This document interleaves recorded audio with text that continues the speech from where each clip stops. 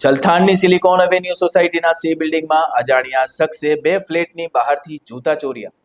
ચોર બીજા માળ તરફ જતો જોવા મળ્યો.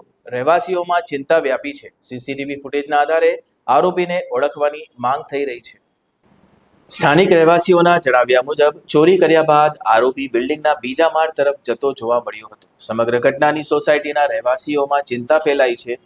બિલ્ડિંગમાં લાગેલા સીસીટીવી કેમેરાના ફૂટેજના આધારે આરોપીની ઓળખ કરવાની કાર્યવાહી હાથ ધરવામાં આવે તેવી માંગ ઉઠી છે.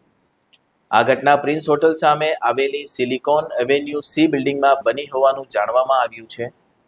રહેવાસીઓએ સોસાયટીમાં સુરક્ષા વ્યવસ્થા વધુ મજબૂત બનાવવા તેમજ અજાણ્યા વ્યક્તિઓ પર નજર રાખવા અપીલ કરી છે.